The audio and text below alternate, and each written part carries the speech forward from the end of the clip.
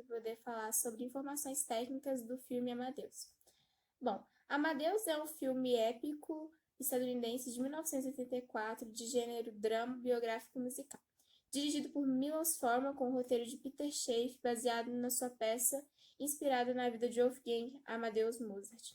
Forman ganhou o prêmio de melhor diretor pelo filme Amadeus no ano de 1985. Bom, agora falando dos personagens principais, vamos começar por Mozart, que foi um músico austríaco considerado um dos maiores nomes da música erudita e um dos compositores mais importantes da história da música clássica. Mozart nasceu em Salzburg, na Áustria, no dia 27 de janeiro de 1756 e faleceu em Viena, no dia 5 de dezembro de 1791. Foi interpretado pelo ator Thomas Edward Hus, mais conhecido como Tom Hus. Com sua interpretação do compositor, recebeu uma indicação do Oscar de melhor ator em 1984. Bom, agora falando de Salieri, que foi um músico italiano, compositor e maestro que teve suas óperas desaparecidas por toda a Europa no final do século XVIII e ficou reconhecido com a sua rivalidade com Mozart. Nasceu em Legano, na província de Verona, na Itália, no dia 18 de agosto de 1750, onde passou sua infância. Bom, falando agora sobre os prêmios, o filme ganhou um Oscar em 85, na categoria de melhor filme, melhor diretor e melhor ator. Ganhou o Globo de Ouro também em 85, na categoria de melhor filme drama, melhor diretor, melhor ator e melhor roteiro. Ele também ganhou o BAFTA, que venceu nas categorias de melhor fotografia, edição, maquiagem e melhor som. Oi, meu nome é Letícia da Silva e agora eu irei falar um pouco sobre Mozart. Wolfgang Amadeus Mozart é representado pela tolice, pela inconsequência e pela alegria. Apesar de sua obscenidade, ele beira a inocência. Ele tem um talento esplêndido para tocar e compor, e apesar de sua personalidade não ser exatamente baseada em fatos históricos, a sua arte é. Desde criança, Mozart ele é genial e até hoje as suas obras elas são muito notórias e grandiosas. Salieri ele via Mozart apenas como uma criatura medíocre, e enquanto ele detinha aí um comportamento exemplar, um caráter perfeito. Por isso ele não acreditava que Mozart fosse capaz de ter todo aquele dom, aquele talento, quanto ele só restava o desejo de compor. Por isso, ele sente ciúmes e inveja de Mozart, porque ele tem tudo aquilo que ele deseja, apesar de ser uma pessoa sem nenhum escrúpulo. E é por isso que Salieri inicia aí a tentativa de matar Mozart, mesmo que não seja uma morte direta, com a destruição primeiro do seu lucro, após isso a destruição do seu psicológico. Ele consegue que Mozart seja enterrado em uma vala. E na história isso realmente acontece. Na vida real, Mozart ele é enterrado em uma vala por conta de seus parentes terem ficado presos em uma tempestade. Já no filme isso é para demonstrar que por mais que Deus tivesse colocado tanta perfeição na Terra por meio da arte de Mozart, Salieri era capaz de destruí-lo e mostrar a Deus toda a sua ira. A tentativa de suicídio de Salieri é a primeira cena do filme Amadeus, assim como uma marca inicial para toda a trama. Após esse acontecimento, Salieri é internado em um hospício, e neste local as pessoas que estão ali prestes à morte, ou então muito velhas, elas têm direito ao confessionário. A confissão nesse caso serve para poder purgar dos pecados terrenos, e com o perdão divino essas pessoas poderiam alcançar a vida eterna no céu. Em frente ao padre em seu confessionário, Salieri afirma ter matado Mozart. E essa é a base para toda a história, surgindo daí a questão principal do filme. Como Salieri matou Mozart? Em busca de resposta a essa pergunta, toda a trama se desenvolve. Salieri ele invoca suas memórias e seus pensamentos dos anos de 1781 a 1791, que é quando Mozart morre. E daí nós, espectadores, podemos conhecer quem é Salieri, quem é Mozart perante sua visão e a relação entre eles. Lembrando que é uma história completamente ficcional, principalmente em relação à representação de Mozart, uma vez que ele é caracterizado pela sua obscenidade e o seu comportamento infantil. Isso não tem um embasamento histórico, então ele pode ou não ter sido assim. A única verdade absoluta, que realmente é fato nesse filme, é o fato que Salier realmente em um confessionário admite ter matado Mozart. Porém, não sabemos se isso realmente aconteceu, foi só algo que ele disse na época. Essa é a parte verdadeira da história. Fora isso, é apenas uma cinefábula, não se trata de uma cinebiografia de Mozart. Quando tratamos sobre movimentos, sejam eles musicais ou literários, há sempre uma quebra de ideias com o movimento anterior. O barroco ele não é uma exceção e nele há o contrário das ideias do Renascimento. No Renascimento nós tínhamos a perfeição, a clareza, a simetria, o controle, e o Barroco ele quebra com tudo isso. Como podemos notar na iconografia do Sepultamento de Cristo de Caravaggio, há uso da técnica barroca do claro-escuro, onde o fundo, aquilo que não se tem tanto destaque, é escuro, e aquilo que será explorado, que precisamos nos ater, é claro, trazendo aí um jogo de contrastes entre claro e escuro. Podemos observar também nessa pintura o excesso, o exagero, que é marco barroco, no caso aí o exagero das emoções. Na literatura isso se manifesta por meio da hipérbole e da antítese. A hipérbole é a figura de linguagem do exagero, característica barroca. A antítese, ela é ali o dualismo entre duas palavras, duas expressões que não estão ligadas por nenhum significado, elas se contrastam, são ideias diferentes, palavras com significados opostos. Isso também faz parte da construção do barroco. E é interessante notarmos que a antítese ela é basicamente o espírito do homem barroco, que é um homem confuso, que está ali entre duas ideias e muitas vezes a mistura dessas ideias, como por exemplo na ideia de religioso e profano, sempre há essa mistura e há o sofrimento erótico, coisas que aparentemente se contrastam, são unidas no barroco, mas sempre de forma muito confusa, muito exagerada e muito contrastante. Bom, continuando, né, podemos falar sobre o dualismo entre os personagens, através da diferença entre suas roupas e seus atos. Como, por exemplo, Salieri usa roupas pretas e compridas que refletem sua personalidade discreta, casta, amarga, triste e sombria.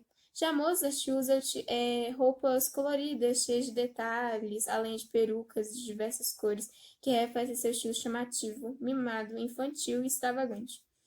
Por meio de atos, conseguimos ver Mozart, que é exagerado, com sua risada e franqueza, enquanto Salieri é recatado e apresenta um ótimo comportamento.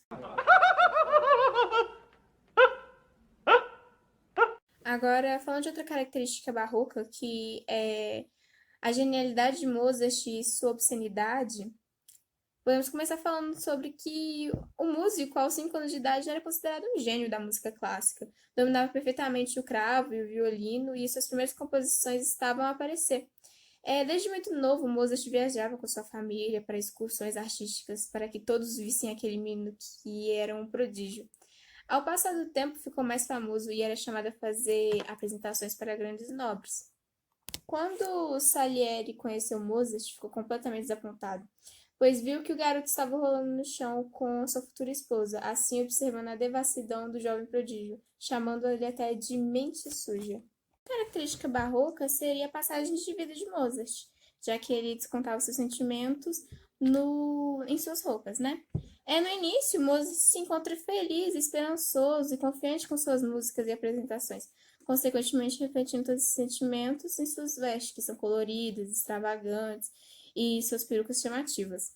Quando ele começa a ter suas crises financeiras, por não conseguir trabalhos bem remunerados, suas roupas, com consequência, começam a apresentar tons escuros, de marrom e preto, chegando também a não utilizar mais perucas. Seu rosto era desesperançoso e de desespero. Tal fato se relaciona tanto na vida em casa quanto no seu trabalho, que nenhum dos dois estava dando certo. Quando Mozart se aproximava da morte, ele começou a usar roupas de tons mais claros e com um semblante de pureza e rendição. até chegar à sua morte.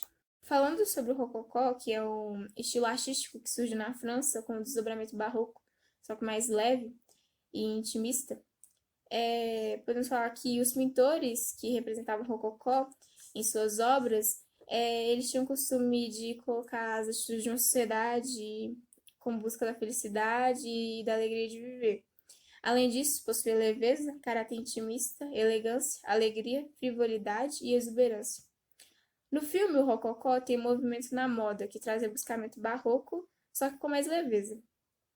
Entre a nobreza europeia, os vestidos possuíam saias volumosas, decotes generosos, chapéus eram bem decorados, casacas masculinas eram feitas com tecidos vistosos e perucas empoadas, eram confeccionados com penteados elaborados e cachos volumosos. A relação de Deus com Salieri é bem conturbada, pois Salieri tem uma enorme vontade de ser um artista da música, e isso entra em conflito em sua vontade de servir a Deus. Salieri tem altas expectativas que Deus irá torná-lo um grande compositor, mas Deus o trai em colocar no seu caminho alguém que possui habilidades maiores, que é Mozart. O conflito do compositor com Deus começa quando Salieri escuta a música de Mozart, quando se vê a grande decepção de Salieri com a divindade, começa uma batalha frontal. Aí a decepção do músico se torna uma revolta e o compositor começa a tratar Deus como seu próprio inimigo. Então ele decide acabar com a vida daquele que é o verdadeiro escolhido, com o dom de Deus. Uma característica barroca nessa situação seria o conflito com o terreno e o celestial. Salieri é devoto a Deus para conseguir seus objetivos, mas quando ele conheceu Mozart e percebeu que Deus não estava lá do seu lado, ele ficou frustrado e virou inimigo da divindade, por não ter dado o que ele mais queria, achando tal aquele ato injusto. Salieri é a perfeita representação do homem barroco, uma vez que se trata de um personagem confuso, complexo, que geralmente está entre duas ideias muito contrastantes. Para exemplificar melhor, irei ler agora uma citação do filme. Seu Deus muito orgulhoso, ele destruiu seu bem-amado, ao invés de deixar a mediocridade compartilhar a menor parte da sua glória. Ele matou Mozart e me deixou vivo para torturar. 32 anos de tortura, 32 anos vendo me extinguir vagarosamente. Minha música mais apagada, cada vez mais apagada, até ninguém tocar. E a dele? No início do filme, aos primeiros minutos, o padre, ele reconhece a música de Mozart, enquanto a de Salieri, ele nem sequer se lembra. Isso acontece também na realidade. A música de Mozart, ela perpetua e até hoje, com apenas algumas notas, muitas pessoas podem reconhecer que é de autoria de Mozart. Já a Salieri não tem tanta notoriedade.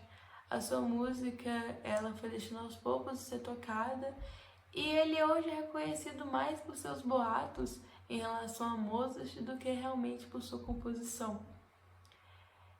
E, bem, Salieri, desde cedo, ele tem a vontade de compor, ele tem esse amor pela música e ele cede a sua castidade em troca do trabalho e da capacidade de lutar pelo aquilo que ele gostaria de fazer, que seria representar a grandiosidade de Deus pela sua música.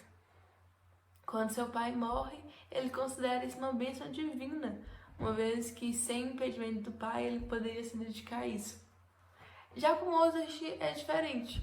Mozart, ele desde criança tem o dom, o talento e a forma como ele compõe é magnífica, pois as notas parecem já estar prontas em sua cabeça e elas apenas transbordam para o papel. E quando Salieri, ele está frente a Mozart, ele vê que Deus, ele permitiu a perfeição a Mozart. Ele deu todo o talento para ele, sendo a sua criação. Já Salieri, ele deixou apenas com o desejo. Ele considera então isso um castigo, ele considera Mozart uma representação viva de todo o seu fracasso.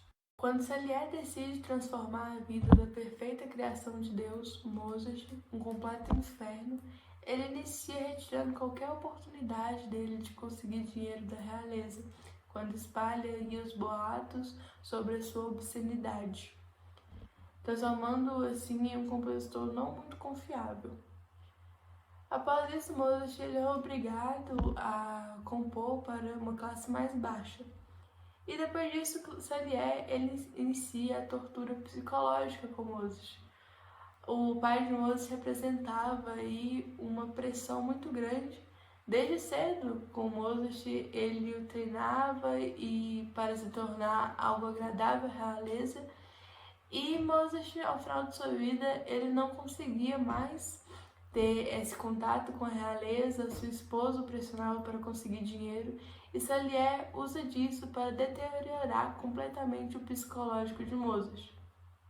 Daí ele começa a beber, já não tem ali o apoio de sua esposa, e ele se vê realmente devastado. Só que, no entanto, ele morre. Ele não tem um momento de humilhação pública, nada do tipo. E Salier, ele se revolta completamente com isso, pois ele entende que Deus não permitiu que a sua criatura perfeita fosse humilhada, fosse medíocre. E deixa Salier apenas como uma forma de tortura, pois ele vê as pessoas falando, ouvindo, reconhecendo Mozart como um verdadeiro compositor, quanto a ele nada se lembra. Irei ler agora uma citação do filme. Eu falarei pelo Senhor, Padre. Eu falo por toda a mediocridade do mundo. Eu sou seu campeão. Sou seu santo patrono. Medíocres de todo mundo, os de agora e os que hão de vir.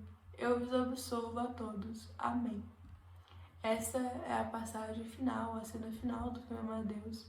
E aqui nós podemos ver que Salier, ele se coloca acima de Deus, ele consegue perdoar o próprio padre que estava ali em sua confissão. Salier, então, ele se coloca acima do padre que estava ali para servir de intermédio do seu perdão, colocando-se acima até mesmo de Deus e sai se considerando a figura de toda a mediocridade do mundo, a fonte de toda a ira de Deus, porque para ele o fato de Deus ter lhe dado a vontade e ter oferecido anos de tortura, uma vez que ele viu Mozart sendo aclamado e ele esquecido, ele se considera a fonte de toda a miséria humana e perdoa a todos ali por toda a sua desenvoltura na terra.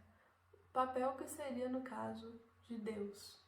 Ele se coloca acima de Deus, mostrando toda a sua ira no final do filme.